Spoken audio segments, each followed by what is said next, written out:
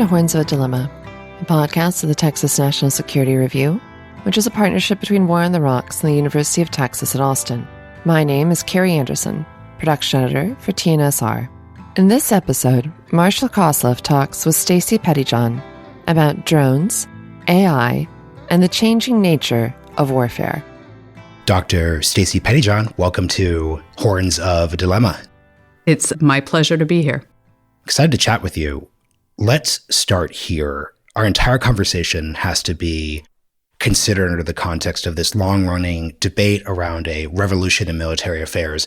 Can you explain what the historical concept for that idea is?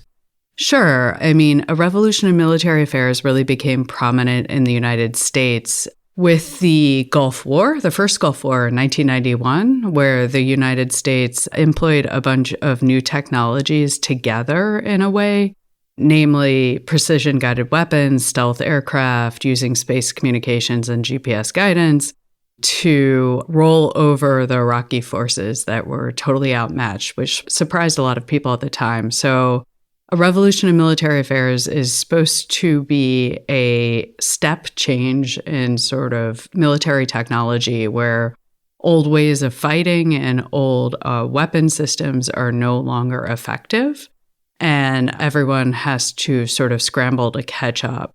So the hope is that the next revolution in military affairs, or the thought is that it is here and that it is uncrewed systems or drones and are enabled by artificial intelligence.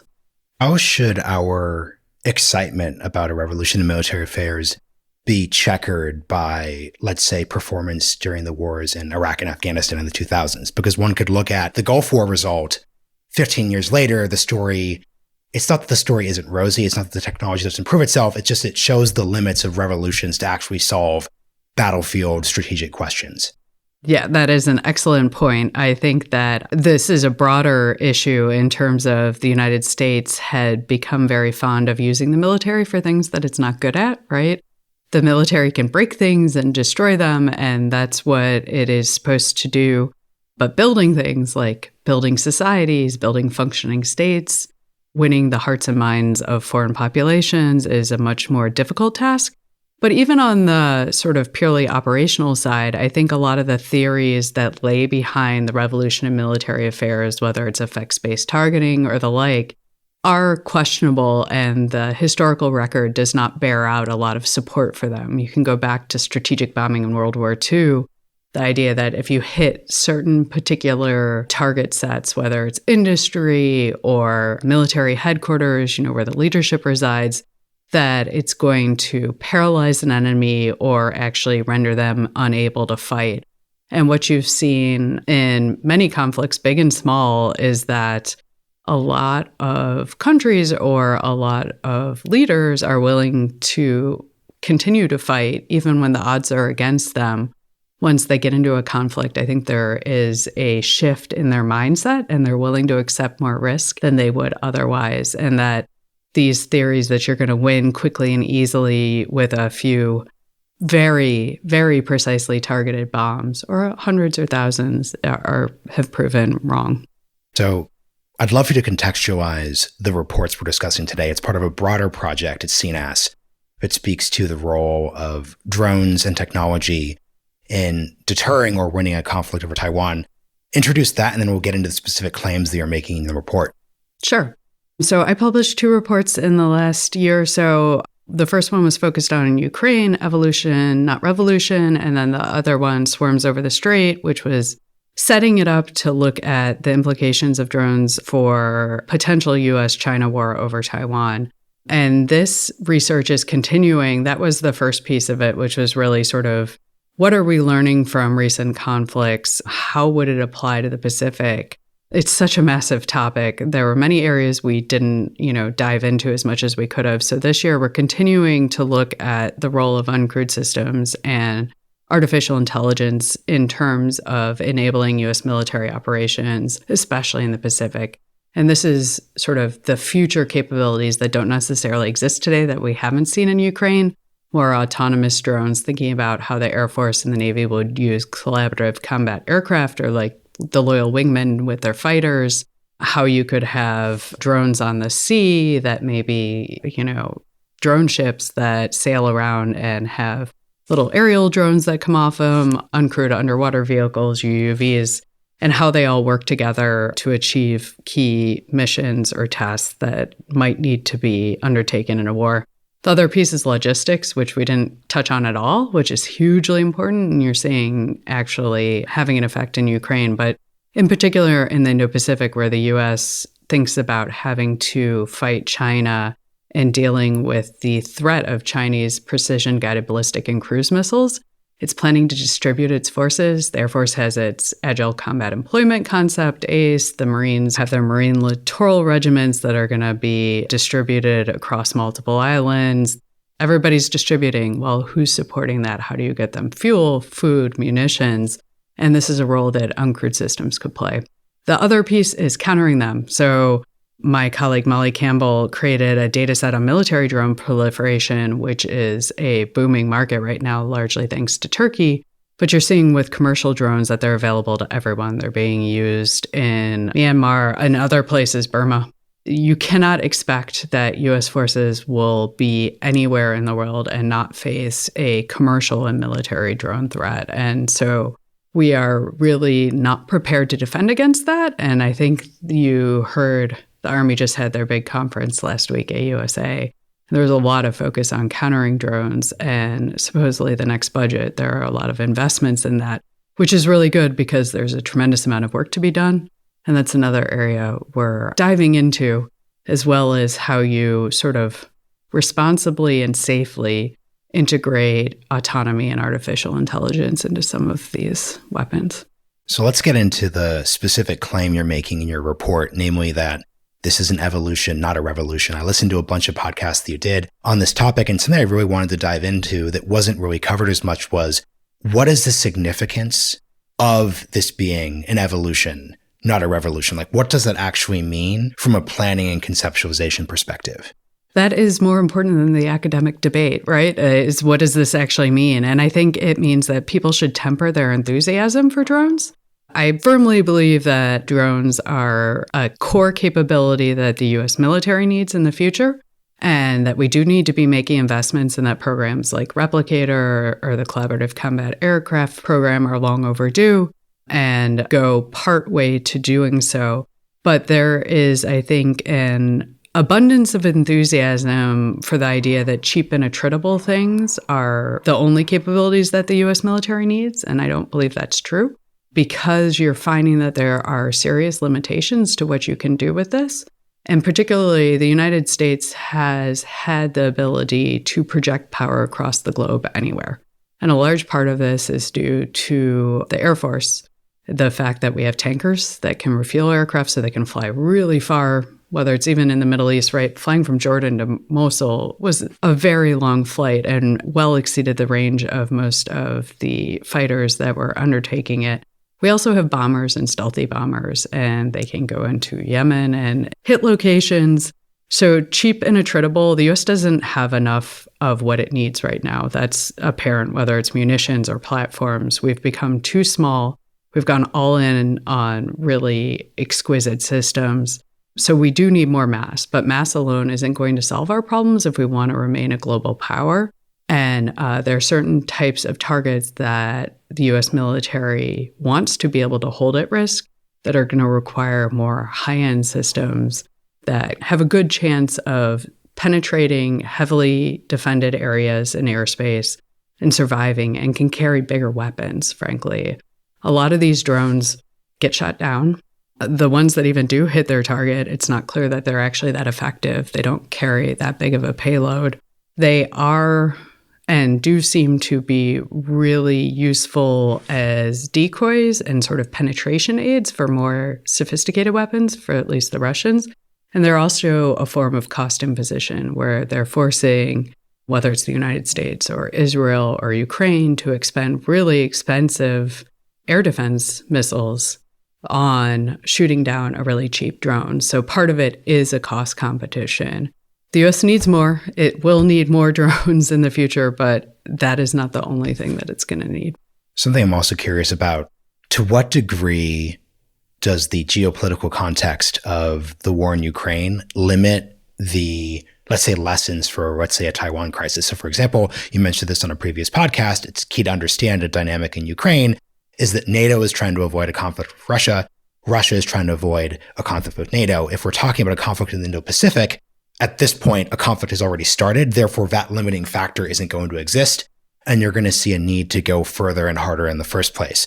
So is there a possibility that in a world where there isn't such a very specific constraint on actions, the role of the drone would be different, would exceed what it's looking like? How should we think about the different contexts?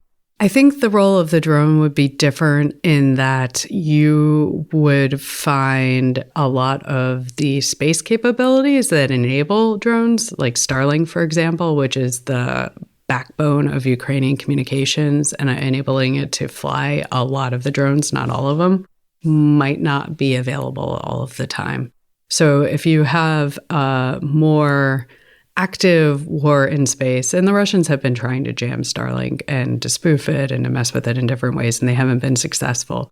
But they also haven't tried anything actually on orbit or into orbit, and that might not be a constraint in a direct war with U.S.-China war or U.S.-Russia war for that matter. So that could be a huge factor that would impact the ability of you to use drones, especially those that rely the long-range ones that rely on satellite communications and GPS.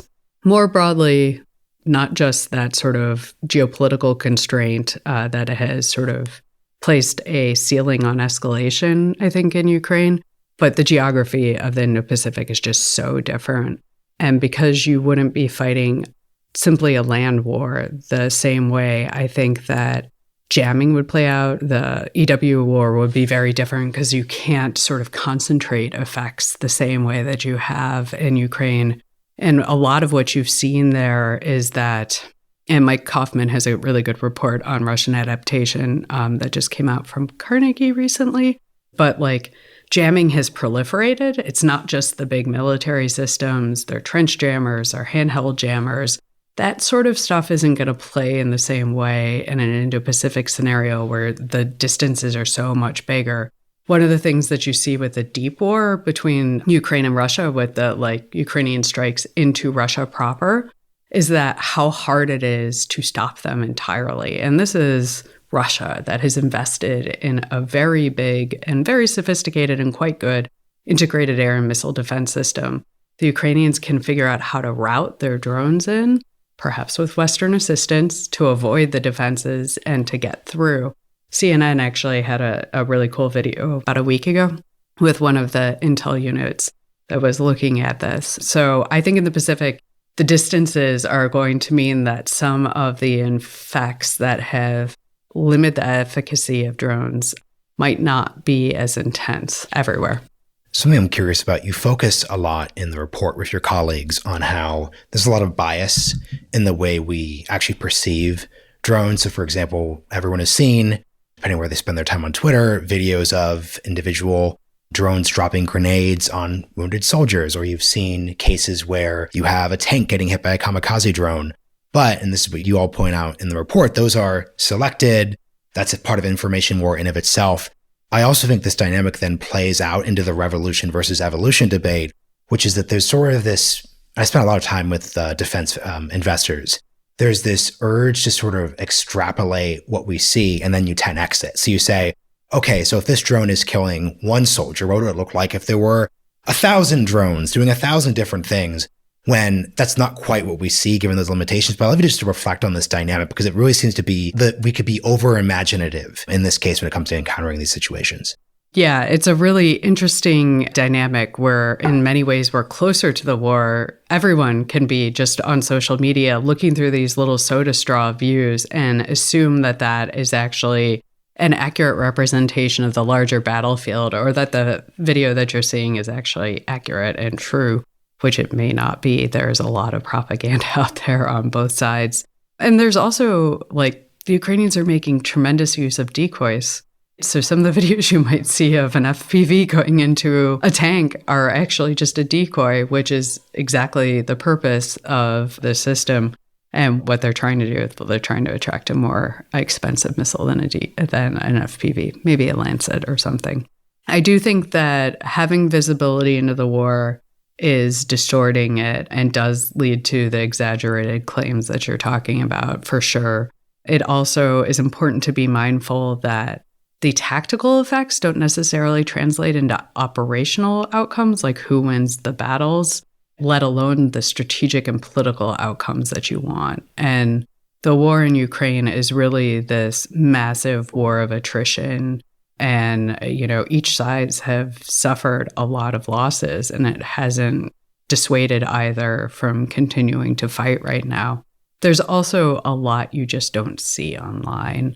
I just returned from Kyiv. I wasn't on the front lines. I was just in the capital last week. And there are some of the best drone units are very specialized. Some of them work with the National Guard, some in different areas, and they don't put the videos online because they don't need to. They have their own resources. So we're definitely seeing a biased picture and not a fully accurate one.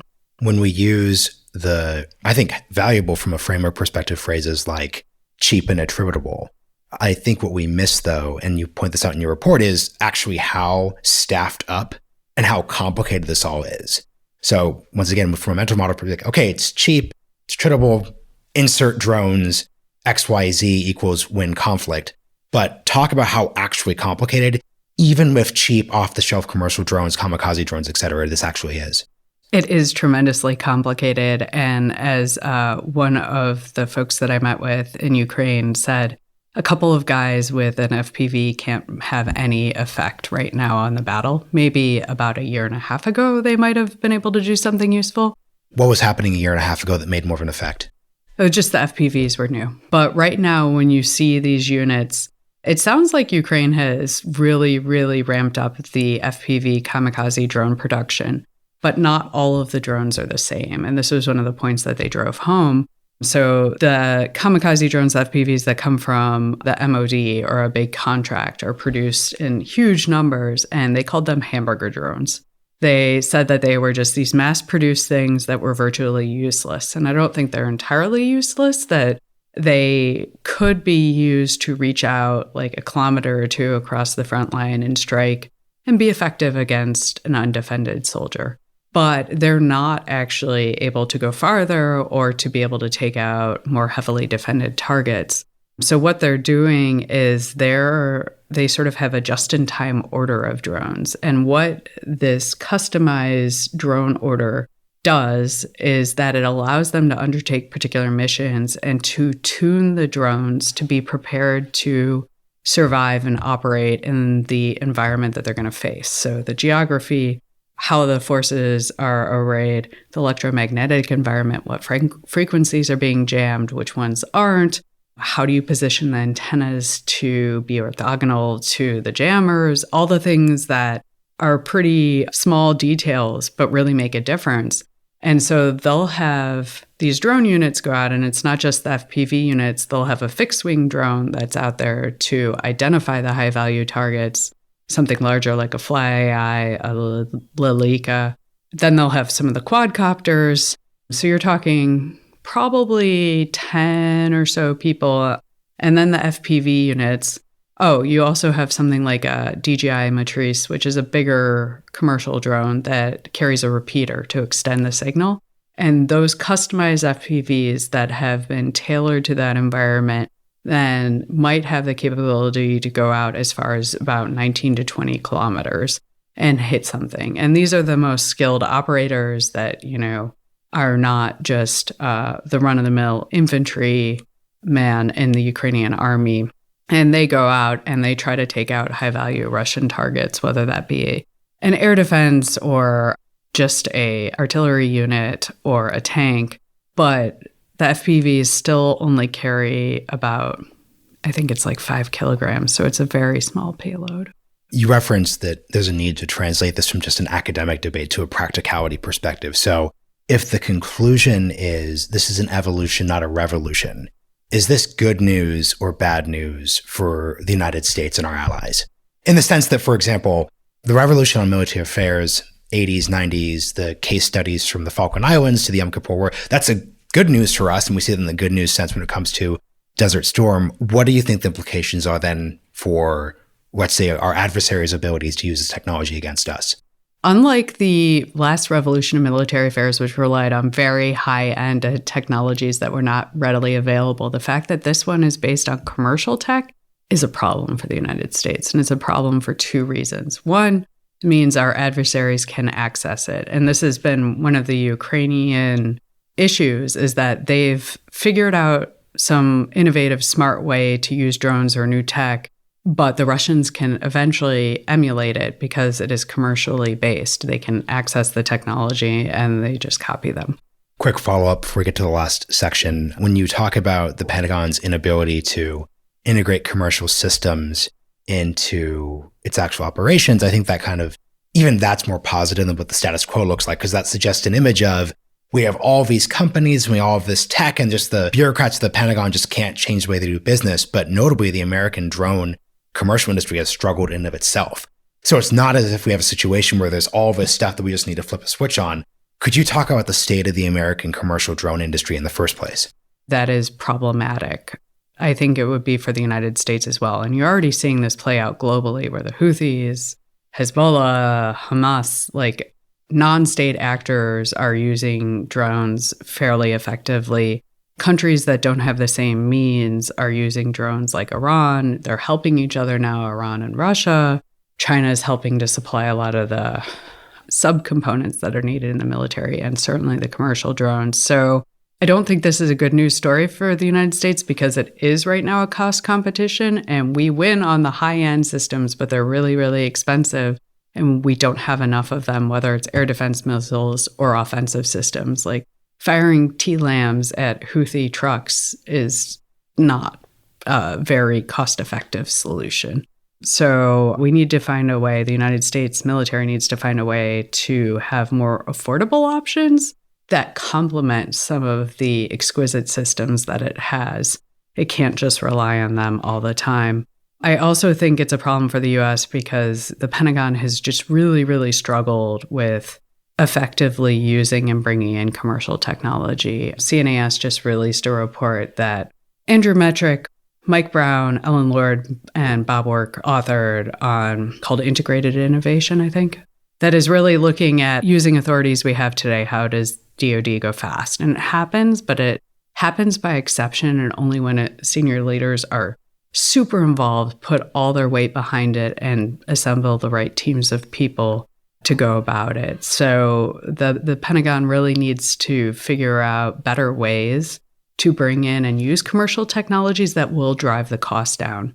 And there are affordable solutions. This was sort of one of the things that was really impressive that I took from my trip to Kyiv was you're seeing Ukrainian companies develop really interesting subcomponents to drones. It's not the drone itself. It's like the navigation system or the last mile autonomous guidance that allows them to hit their target even if the control link is jammed, that are super cheap and are battlefield proven.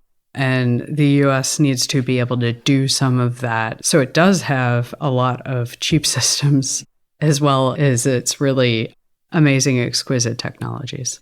The U.S. drone industry commercially is not robust, is a nice way to put it. I mean, DJI, a Chinese company, really just got a hold of the market in the last decade or so and excelled, and then was able to scale. And they're producing really cheap, quite effective drones, and they dominate the global market and the US market. And there are signs that this is going to change. There's a bill under consideration right now on the Hill that would prohibit US law enforcement and civil organizations from purchasing new Chinese-made drones.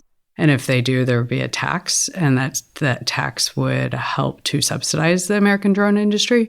Right now, the U.S. companies are very small, and they just can't achieve the economies of scale that China does.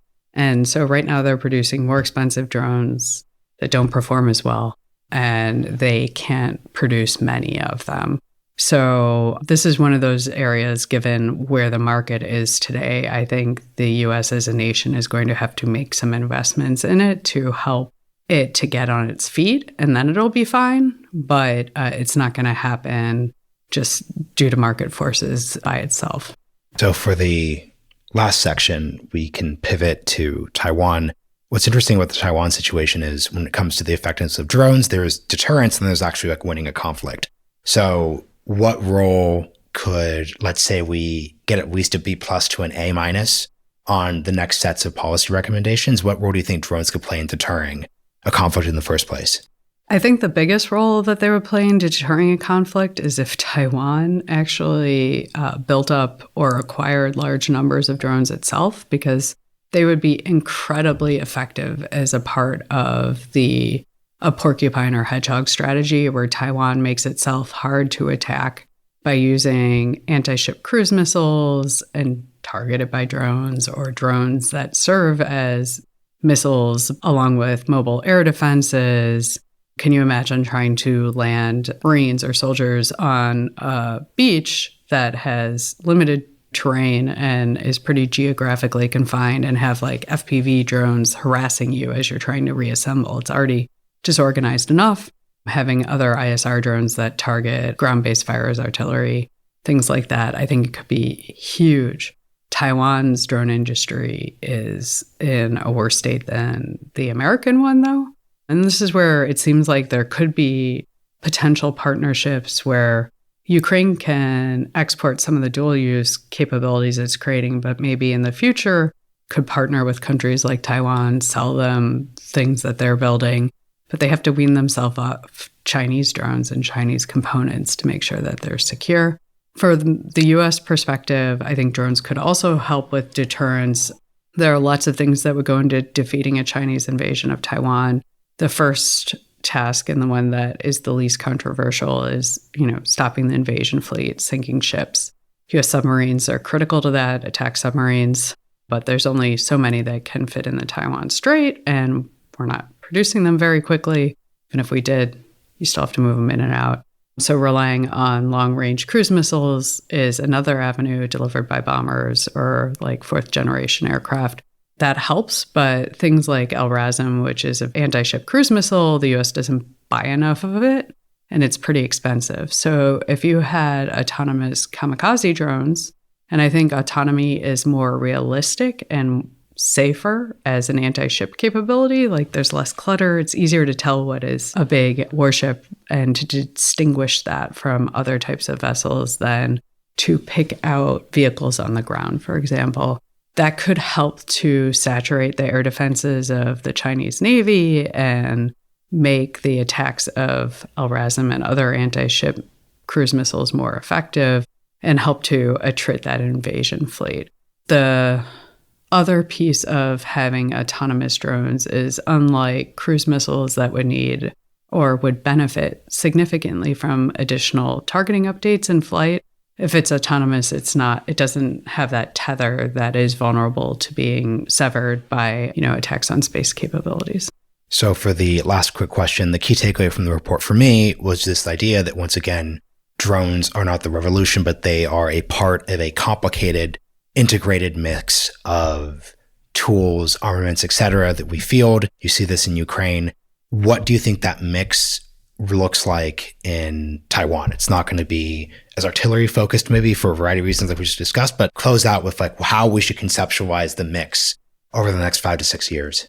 5 to 6 years, you're looking at more, I think, incremental improvements to certain technologies. So like uncrewed underwater vehicles, UUVs, would have to be fully autonomous, and getting the big ones that sort of resemble submarines, I think you're a little bit farther away. You're seeing shorter range systems that have more bounded types of autonomy. And I think that's more likely in the next 5 to 6 years.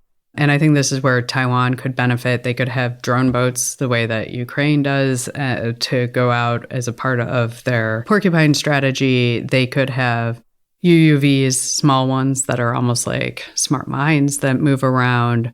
I think it's harder for the United States in the Pacific because it's going to need capabilities that have more range and endurance. that can survive in, rougher sea states. All of this drives up cost. When you're not looking at having to project forces far, like Taiwan, you can make use of a lot of smaller systems that you can keep the costs down.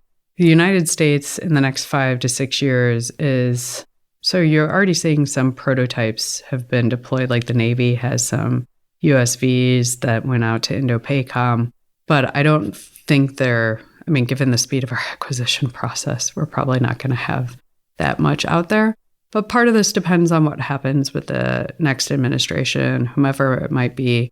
Do they continue things like Replicator and really amp it up and find ways to field new capabilities that we don't expect to keep for very long? They're like your phone, right? You're going to get a new one in a couple of years and manage to succeed in doing so. And, then you might be able to see a difference. But in all likelihood, we'll have the force that we have today, basically, which is alarming.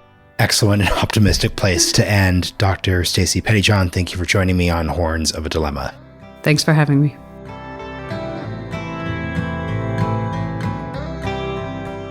Thank you for listening to this episode of Horns of a Dilemma. Do not forget to read the Texas National Security Review, which you can find at tnsr.org.